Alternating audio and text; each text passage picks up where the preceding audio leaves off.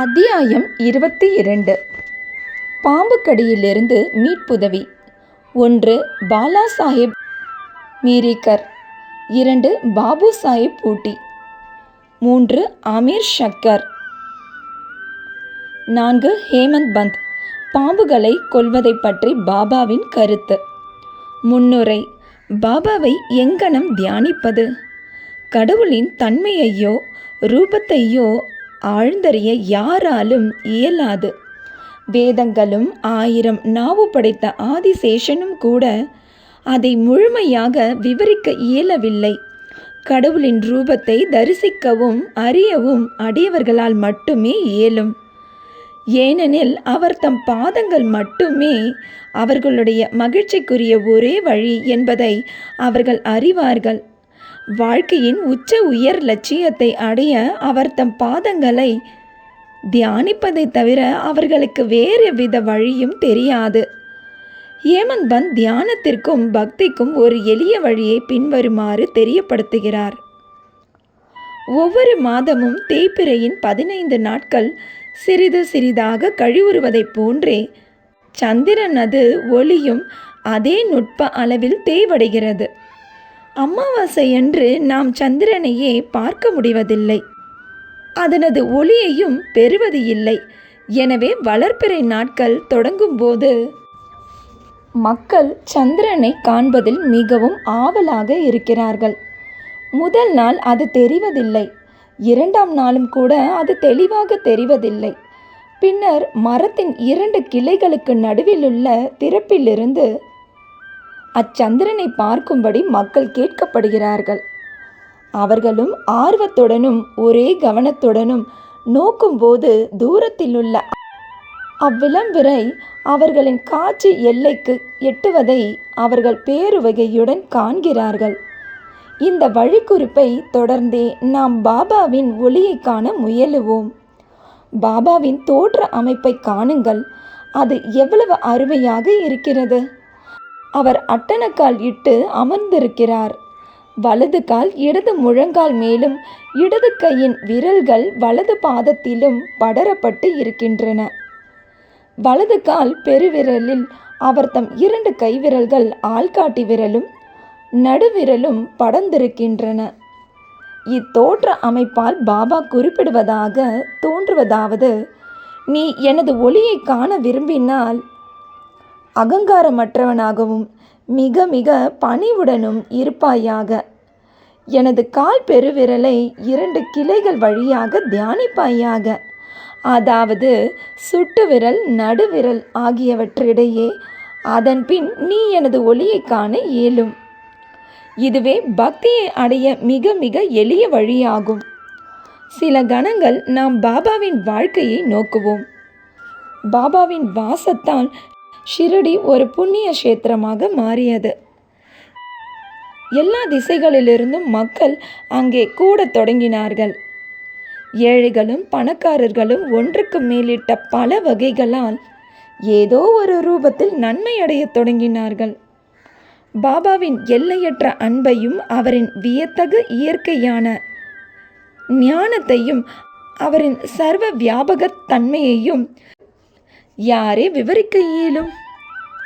இவைகளுள் ஒன்றையோ அல்லது அனைத்தையுமோ யார் அனுபவிக்க வல்லரோ அவர்கள் ஆசீர்வதிக்கப்பட்டவர்கள். சில நேரங்களில் பாபா நீண்ட நேரம் மௌனம் அனுஷ்டித்தார். அது ஒரு வகையில் பிரம்மத்தை பற்றிய அவரின் நீண்ட விளக்கமாகும். மற்ற சில நேரங்களில் தமது அடியவர்களால் சூழப்பட்டு உணர்ச்சிகளின் திரள், ஆனந்தம் இவைகளின் அவதாரமாக தோன்றினார். சில நேரங்களில் அவர் உருவக கதைகளால் பேசினார். மற்ற சில நேரங்களில் தமாஷுக்கும் நகைச்சுவைக்கும் அதிக இடம் கொடுத்தார். சில நேரங்களில் அவர் முழுவதும் ஐயமின்றியும் சில நேரங்களில் சீற்றம் கொண்டவர் போலும் தோன்றினார். சில சமயங்களில் தமது நீதியை இரத்தின சுருக்கமாக சொன்னார். வேறு சில சந்தர்ப்பங்களில் அதை பற்றி நெடிய விவாதம் நடத்தினார். பல சமயங்களில் அவர் மிகவும் வெளிப்படையாக இருந்தார். இவ்வாறாக அவர் பலருக்கும் வெவ்வேறு விதமான செயல்துறை கட்டளைகளை அவரவர்களின் தேவைகளுக்கேற்ப அளித்தார். எனவே அவர் வாழ்க்கையானது அறிவால் அறிந்து கொள்ள இயலாதது, நமது மனதின் எல்லைக்கு அப்பாற்பட்டது, நமது புத்தி சாதுரியத்தையும் மொழிகளையும் கடந்தது. அவரது முகத்தை பார்க்க, அவருடன் பேச, அவரது லீலைகளை கேட்க இருக்கும் நமது பேரார்வமானது திருப்தி செய்யப்படவே இல்லை. என்றாலும் நாம் மகிழ்ச்சியால் நிரம்பி வழிகிறோம். மழையின் துளிகளை நாம் எண்ணிவிடலாம், காற்றை தோல் பையினுள் அடைத்து விடலாம். ஆனால் அவரது லீலைகளை யாரே அளக்க முடியும்? அவைகளில் ஒரு பண்பு கூற்றினை பற்றி இங்கே நாம் கூறுகிறோம். எங்கனம் எதிர்பார்த்திருந்த, முன்னால் அறியப்பட்டிருந்த பக்தர்களின் பேராபத்துக்கள் உரிய நேரத்தில் எச்சரிக்கப்பட்டு தவிர்க்கப்பட்டன என்பதை காண்போம். பாலாசாஹெப் மேரிக்கர். கோபர்காவனின் மம்லதாரான பாபா சாஹேப் மேரிக்கர் சர்தார் காக்கா சாஹேப் மேரிக்கர் என்பவரின் மகன். சிதலிக்கு சுற்றுப்பயணமாக சென்று கொண்டிருந்தார். வழியில் அவர் ஷிரடிக்கு சாய்பாபாவை பார்க்க வந்தார். மசூதிக்கு சென்று பாபாவின் முன்னால் விழுந்து பணிந்ததும் உடல் நலம் மற்றும் வேறு விஷயங்கள் பற்றிய வழக்கமான உரையாடல் துவங்கியது. பாபா எச்சரிக்கை குறிப்பு ஒன்றை விடுத்தார். உங்களுக்கு நம்முடைய துவாரகமாயை தெரியுமா? பாலா சாஹேபுக்கு இது புரியாததால் அவர் அமைதியாய் இருந்தார். பாபா தொடர்ந்து, நீங்கள் அமர்ந்து கொண்டிருக்கும் இதுவே நமது துவாரகமாய். தனது மடியில் அமரும் குழந்தைகளின் எல்லா ஆபத்துக்களையும் கவலைகளையும் அவள் தடுத்து விலக்குகிறாள். இந்த மசூதி மாய் அடக்கி ஆட்சி செய்யும் இதன் அம்பிகை மிகவும் கருணையுள்ளவள். அவள் எளிய பக்தர்களின் தாயாவாள். அவர்களை பேராபத்துகளிலிருந்து அவள் பாதுகாக்கிறாள். ஒரு மனிதன் அவளது மடியில் ஒரே முறை அமர்ந்தால் அவனது எல்லா கஷ்டங்களும் முடிவடைந்துவிடும். அவளது நிழலில் இளைப்பாறுவோர் பேரானந்தம் எய்துகின்றனர் என்றார். பின்னர் பாபா அவருக்கு உதியை அளித்து தமது பாதுகாக்கின்ற கரங்களை அவர் தலையில் வைத்தார். பாலா சாஹேப் புறப்பட போகும் அத்தருணத்தில், உங்களுக்கு லம்பா பாபாவை தெரியுமா? நீண்ட பெருந்தகை, அதாவது பாம்பை என்றார். பின்னர் இடது கை முட்டியை மூடிக்கொண்டு வந்து தமது இடது புயத்தை பாம்பின் படத்தை போன்று ஆட்டிக்கொண்டு அவன் எவ்வளவு பயங்கரமானவன்! ஆனால் துவாரகமாயின் குழந்தைகளை அவன் என்ன செய்ய முடியும்? துவாரகமாயியானவள் பாதுகாக்கும் போது பாம்பு என்ன செய்ய முடியும் என்று கூறினார். இவை அனைத்திற்கும் பொருள் மீரிக்கருக்கு அது பற்றிய சுட்டுக்குறியீடு ஆகியவற்றை தெரிந்து கொள்ள அங்கு பிரசன்னமாயிருந்த அனைவரும் ஆவலாய் இருந்தனர். ஆனால் ஒருவருக்கும் இதை பற்றி பாபாவிடம் கேட்க துணிவு இல்லை. பின்னர் பாலா சாஹேப் பாபாவை வணங்கிவிட்டு ஷாமாவுடன் மசூதியை விட்டு புறப்பட்டார்.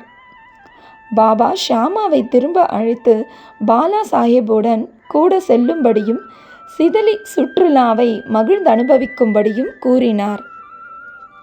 ஷாமா பாலா சாஹேபிடம் வந்து பாபாவின் விருப்பப்படி தாமும் அவருடன் வருவதாக கூறினார். அது அசௌகரியமாய் இருக்குமாதலால் அவர் வரவேண்டியதில்லை என்று பாலா சாஹேப் கூறினார். ஷாமா பாபாவிடம் திரும்பி வந்து பாலா சாஹேப் தம்மிடம் கூறியதை தெரிவித்தார். அப்போது பாபா, நன்று, போகாதே, நாம் நல்லவற்றையே தெரிவிக்க வேண்டும், நன்மையே செய்ய வேண்டும். எதுதான் என்று விதிக்கப்பட்டிருக்கிறதோ அதுவே நிச்சயம் நடந்தேறும் என்று கூறினார். இதற்கிடையில் பாலா சாஹேப் இதை பற்றி மீண்டும் சிந்தித்து ஷாமாவை கூப்பிட்டு தன்னுடன் வரச் சொன்னார். பின்னர் ஷாமா மீண்டும் பாபாவிடம் சென்று அவரிடம் விடை பெற்று கொண்டு பாலா சாஹேபுடன் ஒரு குதிரை வண்டியில் புறப்பட்டார். அவர்கள் சிதலிக்கு இரவு 9 மணிக்கு போய் சேர்ந்தார்கள். மாருதி கோவிலில் தங்கினார்கள். அலுவலகத்தை சேர்ந்தவர்கள் வரவில்லையாதலால் அவர்கள் கோவிலிலேயே பேசிக்கொண்டும் அரட்டை அடித்து கொண்டும் அமர்ந்திருந்தனர். பாலா சாஹேப் பாயின் மீது அமர்ந்து செய்தித்தாள் படித்து கொண்டிருந்தார். அவரது மேல் வேட்டி இடுப்பின் மீது போடப்பட்டிருந்தது. அதன் ஒரு பகுதியில் ஒரு பாம்பு கவனிக்கப்படாமல் அமர்ந்து கொண்டிருந்தது. அது ஒரு சலசல சத்தத்துடன் நகர்ந்தது. பியூனுக்கு கேட்டது. அவன் ஒரு விளக்கு கொண்டு வந்து பாம்பை பார்த்துவிட்டு பாம்பு பாம்பு என்று அபாய குரல் எழுப்பினான். பாலாசாஹிப் திகிலடைந்து நடுங்கத் தொடங்கினார். ஷாமாவும் திகைத்தார். பின்னர் அவரும் மற்றவர்களும் சந்தடி செய்யாமல் தடிகளையும் குச்சிகளையும் எடுத்து வந்தனர். பாம்பு மெதுவாக இடுப்பை விட்டு கீழிறங்கி பாலாசாஹிப்பை விட்டு அப்பால் செல்லத் தொடங்கியது. அது உடனே கொல்லப்பட்டது. இவ்விதமாக பாபாவின் தீர்க்க தரிசனத்தால் அறிவித்திருந்த பேராபத்து தடுக்கப்பட்டது. பாலாசாஹிப்புக்கு பாபாவிடமுள்ள அன்பு மிகவும் ஆழமாக உறுதிப்படுத்தப்பட்டது. பாபு சாஹிப் பூட்டி.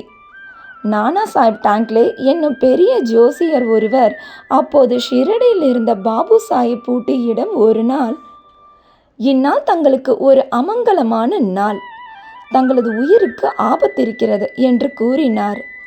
இது பாபு சாஹிப்பை இருப்பு கொள்ளாமல் செய்தது. அவர் வழக்கம் போல் மசூதிக்கு வந்தபோது பாபா பாபு சாஹிப்பிடம், இந்த நானா என்ன கூறுகிறார்? அவர் உமக்கு மரணம் என்று ஜோசியம் கூறுகிறார். நன்று, நீங்கள் பயப்பட வேண்டியதில்லை. அவரிடம் தைரியத்துடன் சொல்லுங்கள், எங்கனம் சாவு கொள்கிறது என்பதை காண்போம் என்று கூறுங்கள் என்று கூறினார். பாபு சாஹிப் பிறகு மாலை நேரத்தில் இயற்கை கடன்களை செய்து முடிப்பதற்காக தனி இடத்திற்கு சென்றார். அங்கு ஒரு பாம்பை கண்டார். அவரது சேவகன் அதை கண்டு அதை அடிப்பதற்காக ஒரு கல்லை எடுத்தான். பாபு சாஹிப் ஒரு பெரிய தடியை எடுத்து வரும்படி கூறினார். வேலையால் தடியுடன் வரும் முன்பே பாம்பு நகர்ந்து சென்று எங்கோ மறைந்து விட்டது. பாபாவின் அஞ்ச வேண்டாம் என்ற மொழிகளை பாபு சாஹிப் மகிழ்வுடன் நினைவு கூர்ந்தார். அமீர் ஷக்கர். அமீர் ஷக்கரின் சொந்த ஊர் கோபர்காவன் தாலுக்காவை சேர்ந்த கொரலா என்னும் கிராமமாகும். அவர் இறைச்சி விற்கும் ஜாதியை சேர்ந்தவர். அவர் பாந்திராவில் கமிஷன் ஏஜென்ட்டாக வேலை பார்த்தார். அங்கு மிகவும் பிரசித்திமானவர். அவர் ஒரு முறை கீழ்வாதத்தால் கஷ்டப்பட்டார். அது அவருக்கு மிகுந்த கவலையை அளித்தது. அப்போது அவர் கடவுளை நினைவு கூர்ந்தார். தனது தொழிலை விட்டுவிட்டு ஷிரடிக்கு வந்து தனது பிணியிலிருந்து தன்னை விடுவிக்கும்படி பாபாவை வேண்டிக் கொண்டார். பாபா அவருக்கு சாவடியில் தங்க இடம் அமர்த்தி கொடுத்தார். சாவடி ஈரம் நிரம்பியதாகவும் சுகாதாரமற்ற இடமாகவும் அத்தகைய நோயாளி தங்குவதற்கு ஏற்றதாய் இல்லாமலும் இருந்தது. கிராமத்திலுள்ள மற்ற எந்த இடமும் அல்லது கொரலா கிராமமே கூட அவர் தங்குவதற்கு இன்னும் நன்றாக இருந்திருக்கும். ஆனால் பாபாவின் மொழிகளே இதை தீர்மானிக்கின்ற காரண கூறும் சிரேஷ்டமான மருந்துமாகும். பாபா அவரை மசூதிக்கு வர அனுமதிக்கவில்லை. ஆனால் சாவடியிலேயே நிலைநிறுத்தி தங்க வைத்தார். அங்கே அவருக்கு பெரும் நன்மை விளைந்தது. பாபா சாவடி வழியாக ஒவ்வொரு நாள் காலையும் மாலையும் கடந்து சென்றார்.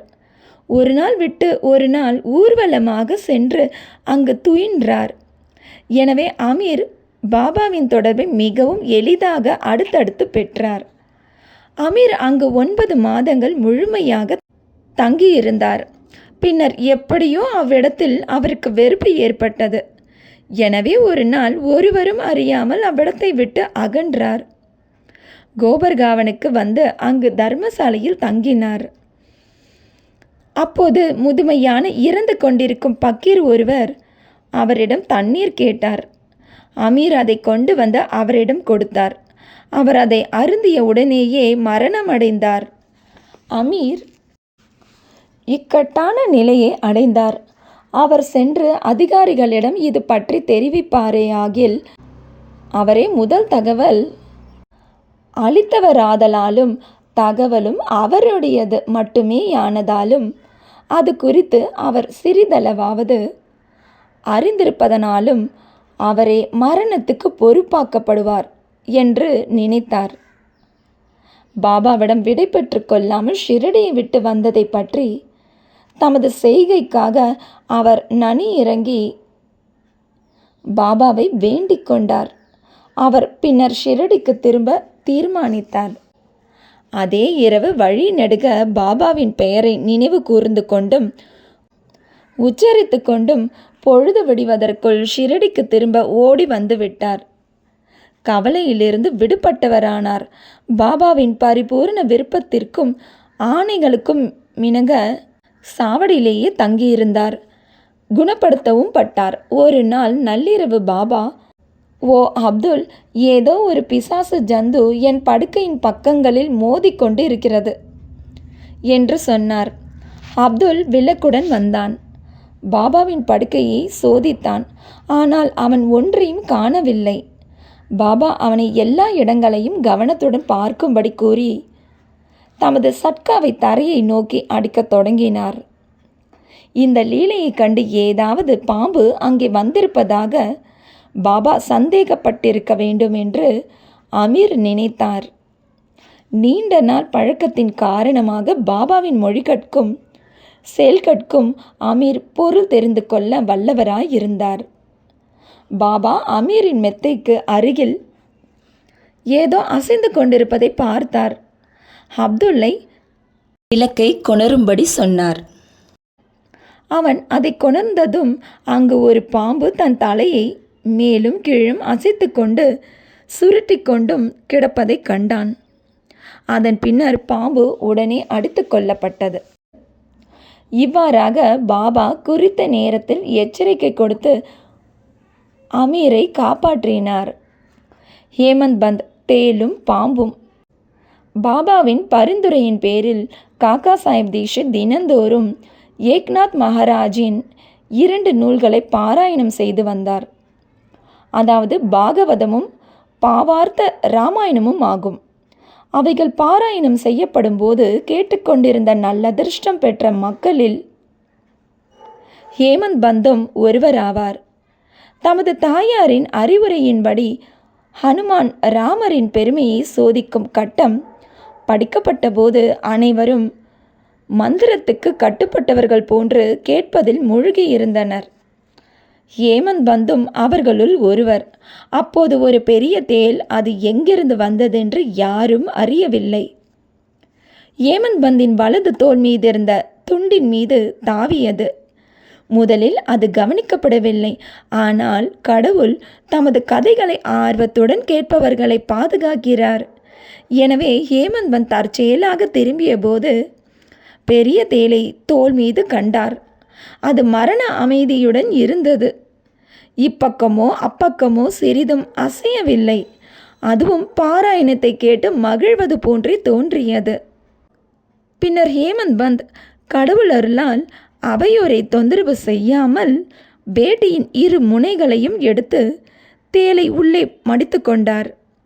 பின்னர் வெளியே சென்று அதை தோட்டத்தில் எறிந்தார். 2 மற்றுமொரு சந்தர்ப்பத்தின் போது ஒரு நாள் சிலர் காக்கா சாஹிப் வாதாவின் மாடியில் அந்தி சாய்வதற்கு சிறிதே முன்பாக உட்கார்ந்து கொண்டு இருந்தனர். அப்போது ஒரு பாம்பு ஜன்னல் நிலையிலுள்ள துவாரத்தின் வழியாக ஊர்ந்து வந்து சுருட்டி கொண்டு அமர்ந்தது. விளக்கு ஒன்று கொண்டு வரப்பட்டது. முதலில் அது மிரட்சி அடைந்த போதும் அமைதியாக அமர்ந்து தலையை மேலும் கீழும் அசைத்து கொண்டிருந்தது. பின்னர் பலர் கம்புகளுடனும் தடிகளுடனும் ஓடி வந்தனர். அது ஒரு இடக்கு முடக்கான இடத்தில் அமர்ந்து கொண்டு இருந்தமையால் ஒரு அடியும் அதன் மீது படவில்லை. மனிதர்களின் சப்தங்களை கேட்டு பாம்பு தான் வந்த துவாரம் வழியாகவே விரைவாக திரும்பி சென்று விட்டது. பின்னர் அங்கிருந்த அனைவரும் கவலையை விடுத்தனர். பாபாவின் கருத்து: முக்தாராம் என்ற ஒரு பக்தர் அந்த வாயில்லா ஜீவன் தப்பி சென்றது நல்லது என்று கூறினார். ஹேமந்த் பந்த் பாம்புகள் கொல்லப்படவே வேண்டும் என்று கூறி அவருக்கு சவால் விட்டார்.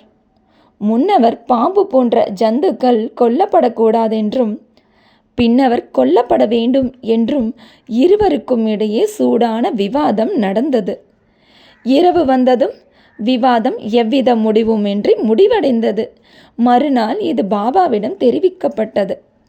பாபா தமது தீர்மானமான கருத்தை பின்வருமாறு தெரிவித்தார். தேளானாலும் பாம்பானாலும் கடவுள் எல்லா ஜீவராசிக்குள்ளும் வசிக்கிறார். அவரே இவ்வுலகில் மிகப்பெரிய பொம்மலாட்டக்காரர். அனைத்து ஜீவராசிகளும் பாம்பும் தேலும் அவரின் ஆணைக்கு கீழ்ப்படுகின்றன.